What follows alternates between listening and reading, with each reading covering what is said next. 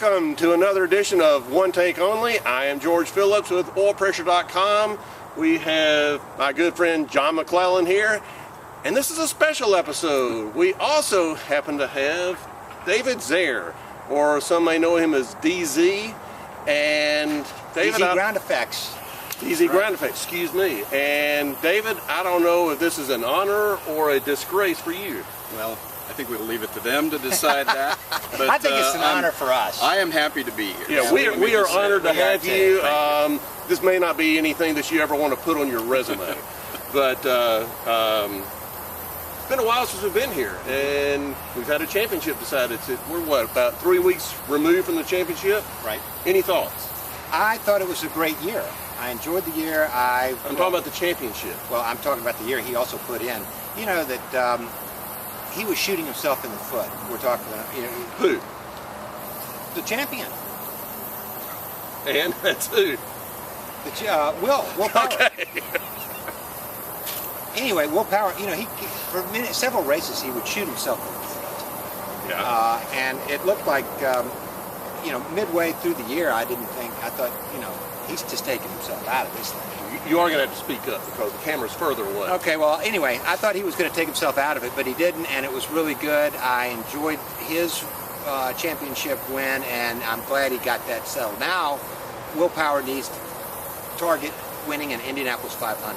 How about you, Dave? I enjoyed the season as well. I wasn't convinced Will Power was going to win the championship, even into Fontana. We've seen it happen before.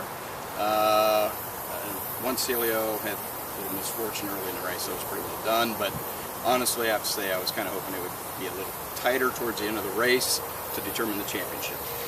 Yeah, I agree. Everybody knows I'm an Elio fan, but it became pretty obvious, I guess, before we headed into Fontana that it was more than likely to be Will. But I did pick Will before the season started. It's 2 years in a row I picked the champion. But we salute the Penske Championship, finally, only the second one since Penske moved over in 2002. Sam Hornish got it in 06, and this is only the second Penske Championship, which is a little surprising, I think. But I've adorned my shirt with Penske, and we've got the Penske car here, so congratulations to Will. Elio for finishing second, Montoya for fourth. So overall, I'd say a pretty good year for Team Penske. Mm-hmm.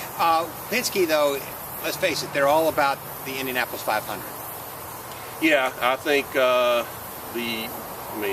can't tell you right off the top of my head how many Penske season championships there are, but I do know there are 15 Indy 500 championships.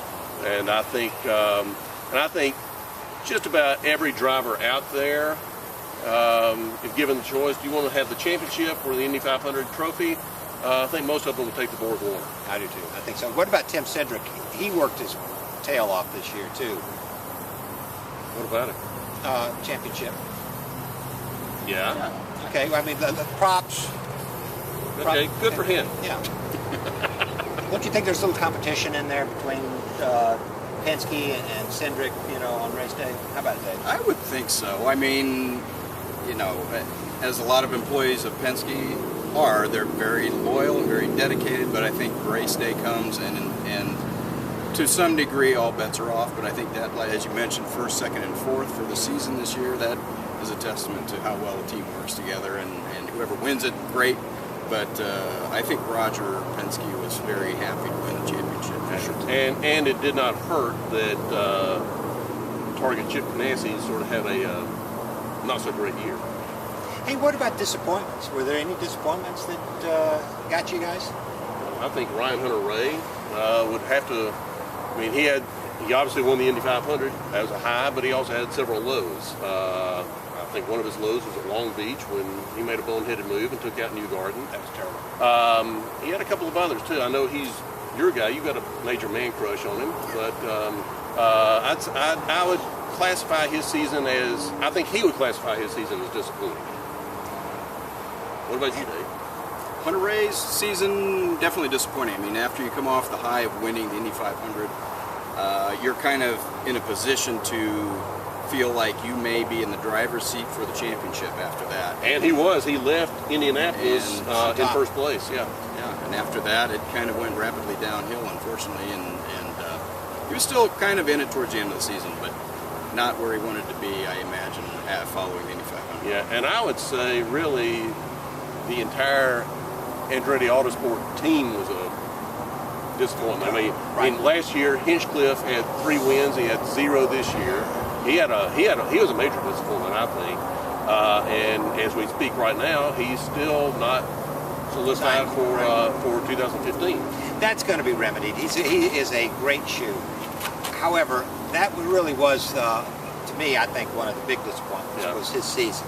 Marco had a typical Marco year, and you know, I think Kurt Busch at Indy, driving for Andretti, that was obviously a high point, but it was not a great year at Andretti after May. Why do you think that is? The Honda or what? I don't know. Chevy kind of had Honda's number this year. Chevy had the championship wrapped up. I know not a whole lot of fans put a whole lot of stock into that, but I'll promise you the manufacturers do, and they had the championship wrapped up. I know going into Fontana, may have even been going into Sonoma. I'm not sure about that.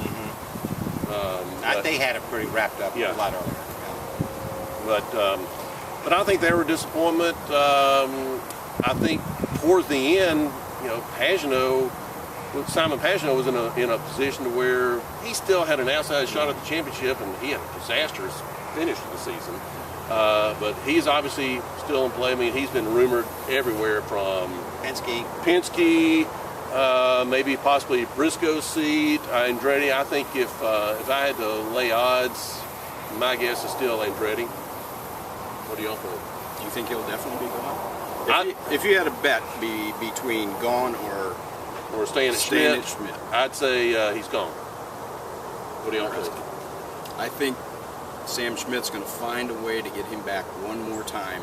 Do you? I don't have anything to base that on. I just have a feeling that there's not going to be room at Andretti quite yet, and I don't see any other place for him to go at this point. And they'll work him for one more year, and then we'll see. And you might be right. My only thing is I'm thinking that Pagenaud is 30 years old.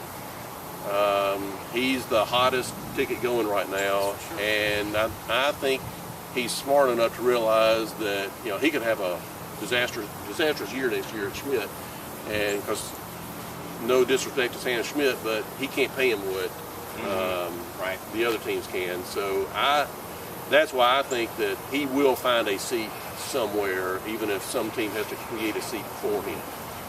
And I'm thinking that not a whole lot of people are thinking this, and I still think it's going to be Andretti, but I wouldn't rule out Ryan Briscoe's seat in the 8 car in Ganassi. I think he's got a better shot at that than going over to Andretti, because Andretti's going to keep the same drivers. IDS, you know, they're not. Who's IDS? You know, the sponsor. Sponsor for the car for Hinchcliffe. Isn't that it's IDS? United I'm sorry, and Data. United Fiber and Data. Well, right. that's close. Yeah, whatever. But anyway, they like Hinch. They like Hinch. For sure. Yeah, He's not going anywhere. He's going to stay. He's going to re-sign with Andretti. And quite honestly, I'm wondering what the holdup is. Maybe they've got to dot an I and cross a T. So in other words, you don't know. I don't know. This neither is all a hunch. Neither do I. Really, you're dealing with corporations again too. So we're still in the third quarter of a lot of corporations' business here. Yeah. So I think that is a factor that we maybe don't even think about as race fans a lot, and they're not going to know where the end of their business year is yet. And that brings up a good point. That brings up a good point, because keep in mind, this time last year we still had a couple of races to go, and I think that we suddenly realize we're in the off season now, and we think, oh, things should be done, but calendar-wise, no, they shouldn't. So that's a really good point. Moving on, because we've got about 5 minutes to go here. looking ahead to 2015, aero kits are coming up. What do you think? I don't know what to think. Dave? I'm kind of with you. I mean, I'm enthusiastic about them, but I was when they announced the whole deal back in 2010, and still haven't seen them yet. So the enthusiasm has waned considerably for me, but again, it's something new and it's well overdue in my opinion. So I can't wait to see what they come up with, and I know all the tests are all secret, and we're not going to see them until they absolutely want to show them to us. Right, so, and that's supposedly going to be January.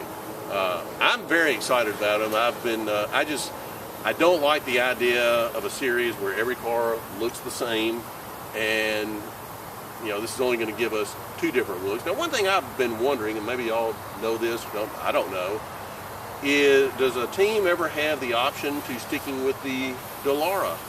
Yes, they do. They Yes, do. They do. They Are sure you sure do. about Yeah, that? I am sure about it. I'm not sure. Yeah. Because the reason I say that, Chevy and Honda are both putting in a lot of effort and money into these aero kits, and something tells me that they expect their teams to run them.